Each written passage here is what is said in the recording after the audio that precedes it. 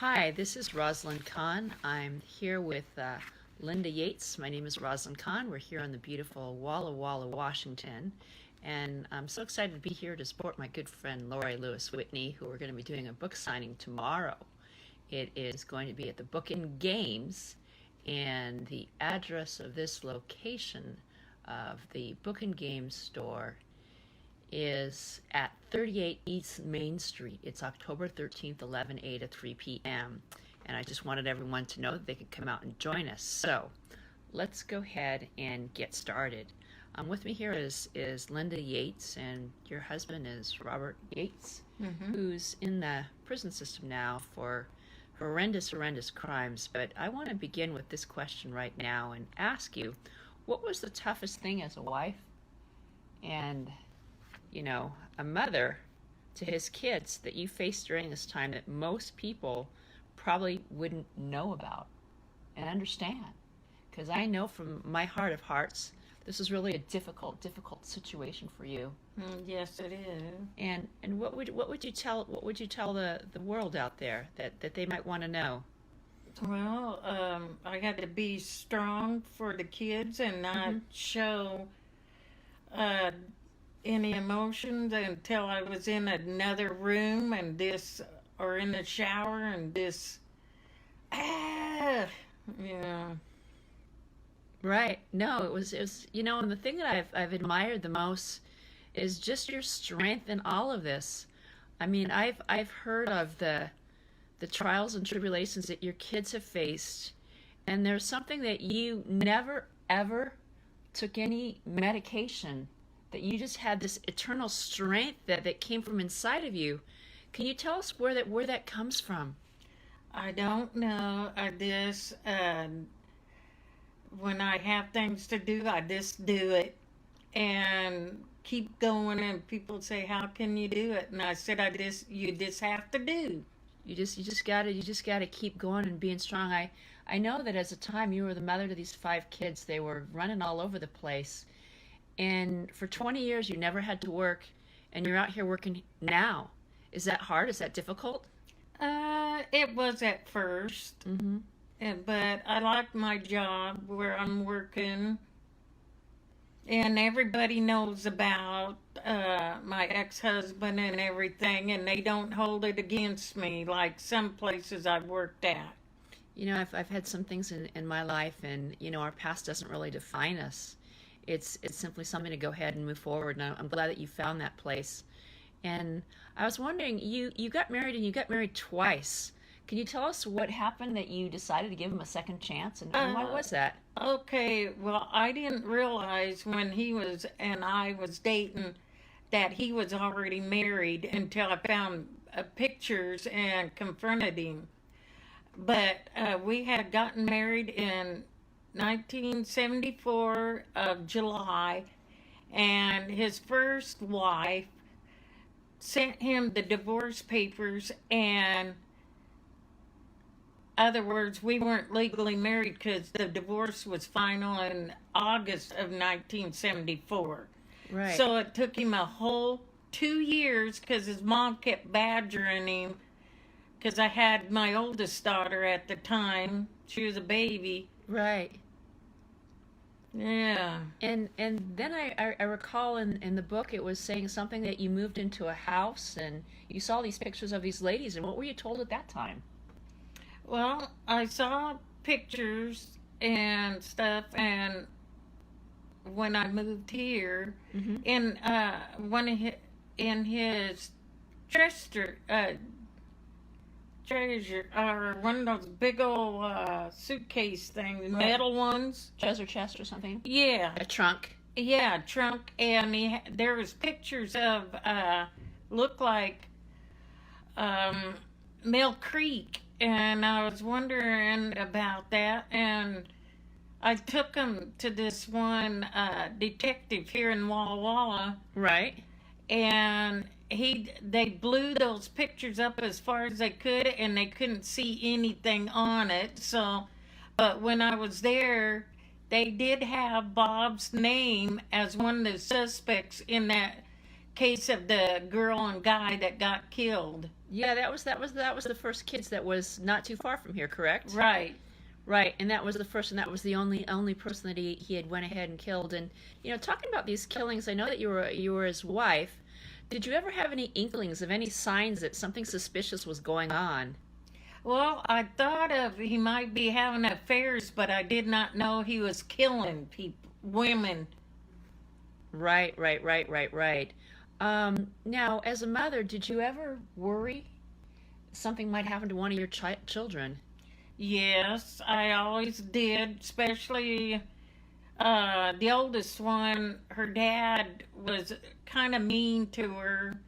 And then when the kids took baths, Mm-hmm.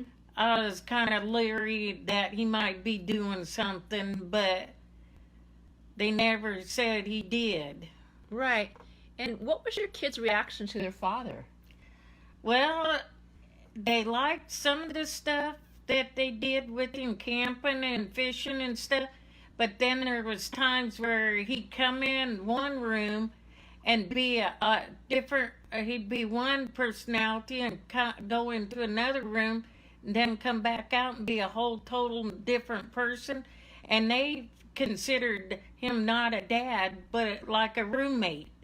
Right. And I remember earlier in a conversation you said one of the reasons that you went back to him is because your kids said that they wanted a father and they wanted to be close to him. Yeah, they said, I don't want to be poor anymore. I want dad. And so I decided, well, I'd do it for the kids because they wanted to see their dad.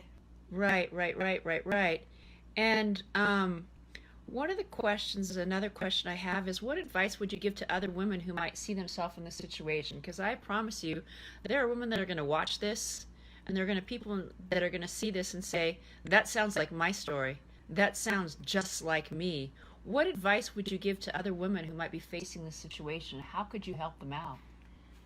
I don't know, but I could tell them to look for signs and don't let them know you know about this stuff, because they'll take it from you and hide it so nobody knows about it. Right, definitely. And there was a lot of things that he certainly kept Secret, hidden yeah. from you. Hello everybody and welcome to the Oakland Aviation Museum. This is a special museum for aircraft, historic GA, general aviation, and World War II airplanes here at the Oakland Airport. As you can see, it's now open 7 days a week for the summer. And I wanted to show you around. This is an indoor and outdoor museum. This is the outdoor area. Over there we have a flying boat. There's not too many of those left. Here you can see the Douglas KA-3B Sky Warrior. Really cool. Let me take you inside the hangar. I'd love to show you around a little bit inside this hangar that is home to so many wonderful planes. This here is a favorite of most people. It's a P51 Mustang. Lots of red and blue. You can read up on it. See the helicopter back there? It's always great to look at all historic aircraft that you can't see in too many places. I'll just take you through this hangar right here. This is an Aranca. A lot of people got their start or had their first flight in this plane. Now we use more Cessnas. Come over here. And this is just a great place to come and visit, to bring your family. As you can see, the ground is like a little runway. Got the Kitty Hawk corporate. And of course, that's the Wright brothers. That's the Wright brothers plane. There's always exhibits in here. We have some engines. And this is the gift shop where you can get all of your favorite aviation goods. Thank you, and we hope to see you soon. But they always say that when we're in the forest, we really can't see through the trees. But you had your own family members, and these family members saw things that you couldn't see. That's right. And what was it that they saw? They saw that how the tension was in the house when he was around. Mm-hmm. And this, they didn't tell me exactly the signs they saw, Mm-hmm. but they saw a difference in him a lot. Right. And it's oftentimes these other people see things in ourselves that we couldn't see. Right, because you're so close to the person. You're so close, you really can't see through the trees. But I think in every bad situation, you look at every speaker that's out there, they say that through every negative situation, There's always good. there's always good. And I want you to tell these people, throughout the horrific things you've experienced, what are some of the blessings and the things that you are most grateful for, that you've seen on the other side that you never could have imagined? I don't know. But, I know you were talking about the growth of your children, mm-hmm. and you were talking about the pride and some of the things your children have done. Yeah, they were in Girl Scouts. They've had, I sewed their badges on their sash from front to back. And I was involved with the kids selling the cookies, the calendars. Mm-hmm.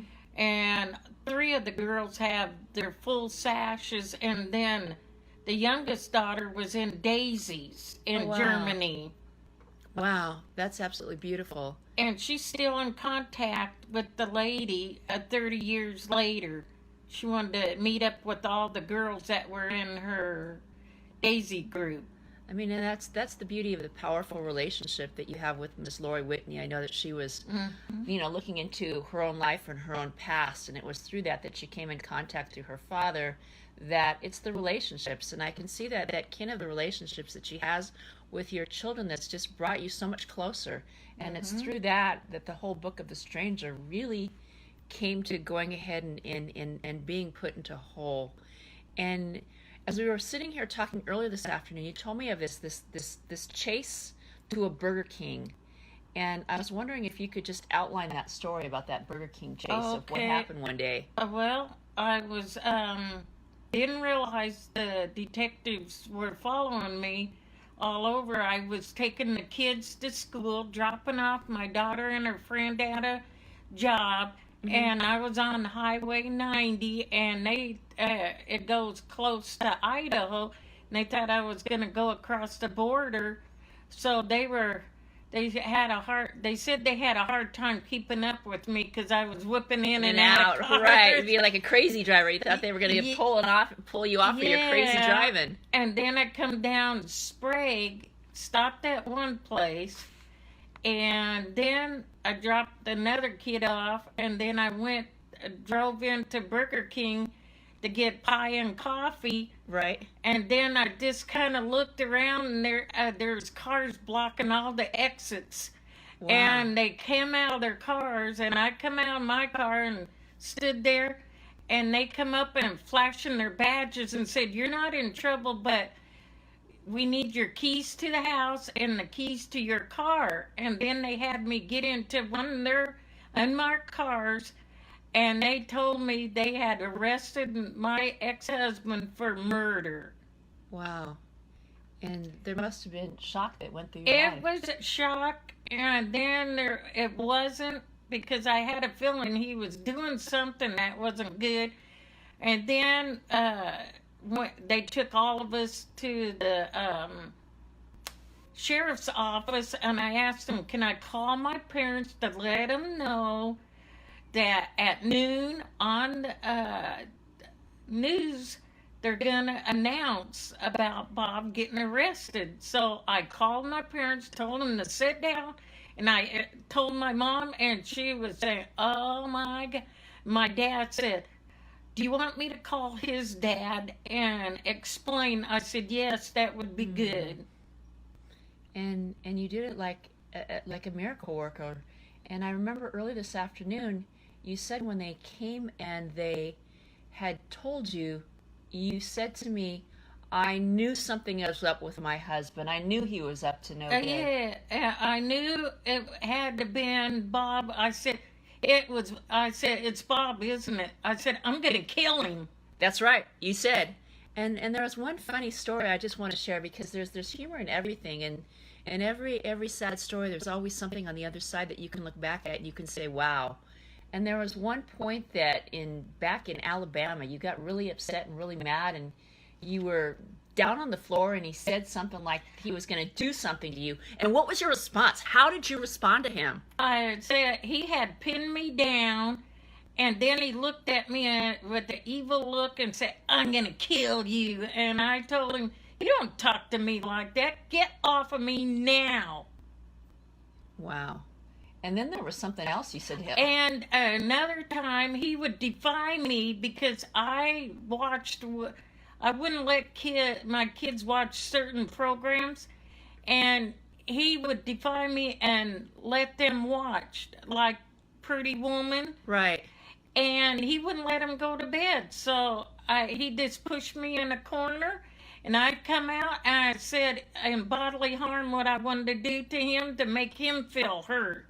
I told him one, I'd like to hog time and beat the crap out of him with a bat. Another Right. time, hog time, carving real slow with a knife. And then one other thing I told him, and I walked out and left for a couple hours. Right. And I come back and I told the kids, "You need to go to bed now." And their dad would not let them go to bed because he was afraid I would hurt him. Right. But and you know, I always see beauty on the other side, and I think one of the things I remember you saying at dinner tonight was something about discipline, and one of your daughters, it doesn't matter which name of which daughter it was, but they were talking that you taught them discipline and you had a system. Can you tell us something about the systems Yeah. as a mother through all this crazy and all this strife?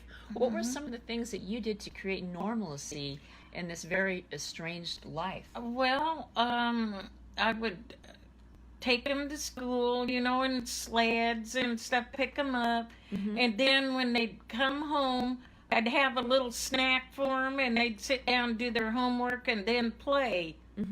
And we'd eat dinner at maybe around 5 or in between 5 and 6.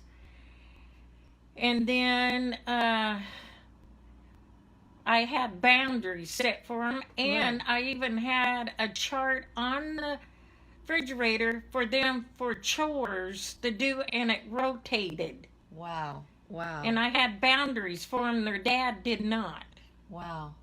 And it's through those boundaries that we see that we're able to make progress and we're able to move forward in life. And My grandmother had Alzheimer's, and I remember we were all in the hospital room, and for like 10 seconds she recognized who we were, and then it was gone. So it's like a thief. It's taking away memories and who you are as a person. Over 5.5 million Americans have Alzheimer's. That number may double by 2050. For more information, visit rightfocus.org. Senior Care Authority is a one-stop solution for helping you locate senior living options. We understand the care, the costs, and the safety records of hundreds of communities, from assisted living and memory care to independent living and even skilled nursing. We help families cut through the complexity to make courageous, informed decisions under difficult circumstances.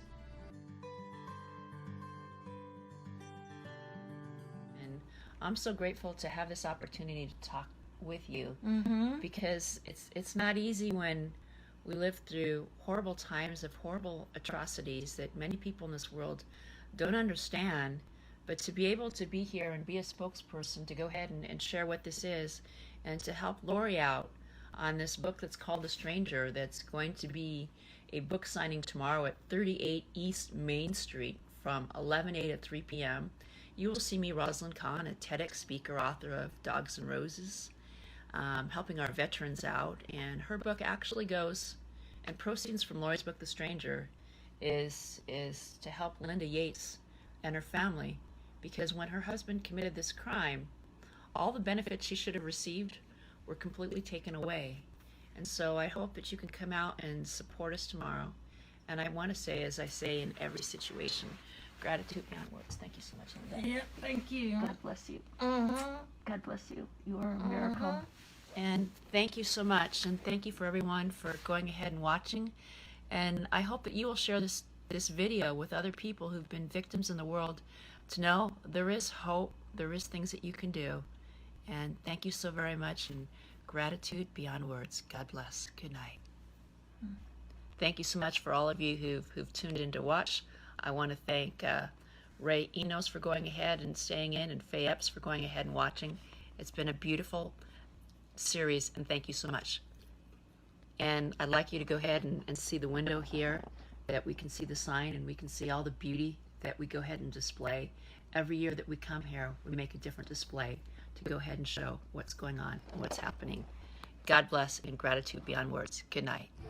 Good evening, everybody. My name is Rosalind Kahn. I'm with Chow Entertainment, living your best life here in the beautiful city of Anaheim at the none other than the White House. Check us out in a beautiful sunset.